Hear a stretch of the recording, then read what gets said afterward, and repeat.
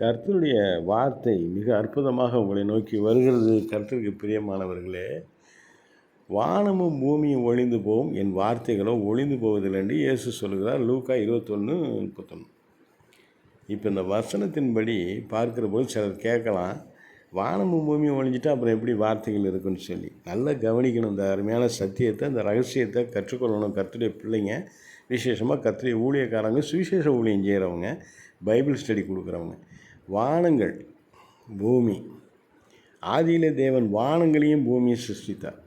அதை சிருஷ்டிக்கிறது எப்படி வருதுன்னா கர்த்தருடைய வார்த்தை தான். தெய்வத்துடைய வார்த்தை, தேவனுடைய வார்த்தை. உண்டாகுன்னா உண்டாகுது, வானங்கள் உண்டாகுன்னா உண்டாகுது, பூமி உண்டாகுது, பூமி உண்டாகுது, நீர் உண்டாகுது, சமுத்திரம் உண்டாகுது, எல்லாம் வார்த்தை. அந்த வார்த்தை தான் இயேசு கிறிஸ்து. வார்த்தை தான், அந்த வார்த்தை தான் எல்லாம் உருவாகுது. அவர் சொன்னால் எல்லாம் செய்யப்படுது, எல்லாம் உருவாகுது, எல்லாம் சிருஷ்டிக்கப்படுது. ஆகவே இது எல்லாமே ஒழிஞ்சு போனால் கூட அந்த வார்த்தையாக இயேசு கிறிஸ்து என்ன செய்கிறதில்ல? அவர் ஒரு நாளும் அழியாத தேவன். அவர் நித்தியமாக இருக்கிறவராக இருக்கிற தேவன். இதுதான் இதுக்கு பதில். அனைவரும் என்னை பார்த்து கேட்குறாங்க, வானமும் பூமியும் ஒழிஞ்சு போகணும்னு சொல்கிறீங்க, அப்புறம் அப்படி வார்த்தை ஒழியாமல் இருக்கும், அது எங்கே இருக்கும் அப்படின்னு கேட்குறாங்க. உலகங்கள்லாம் வித்தியாசமானது. இந்த பிரபஞ்சம் எல்லை இல்லாதது. இந்த உலகத்துடைய எல்லையை கண்டுபிடிக்க முடியாது. அண்ட சராசரங்களுடைய எல்லையை கண்டுபிடிக்க முடியாது. அது எவ்வளோ தூரம் விரிஞ்சு பரவிக்கிருக்கு, அது எல்லாம் யாருக்குமே தெரியாது. அந்த சிந்தனைக்கே போக முடியாது. அவ்வளோ பெரிய சிந்தனை மண்டலங்கள் இருக்குது உலகத்தில்.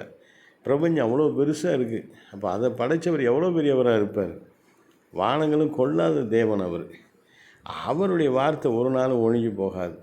அவருடைய வார்த்தைக்கு வல்லமை உண்டு. அவருடைய வார்த்தை சொன்னால் உங்கள் வாழ்க்கையில் அற்புதம் நடக்கும். இப்படி என்ன செய்யணும்? கர்த்தருடைய வார்த்தையை கனப்படுத்தணும். கர்த்தருடைய வார்த்தையை கவனிக்கணும். எத்தனையோ பேர்களுக்கு தினமும் நான் வசனங்களை message, WhatsApp, Instagram, Facebook, YouTube மூலமாக அனுப்பிச்சிக்கிட்டே இருப்பேன். டைம் பிரகாரம் அனுப்புவேன், கரெக்டாக அனுப்புவேன். அதை வாசிக்கிறவங்க ஆசீர்வாதமாக இருக்கிறாங்க.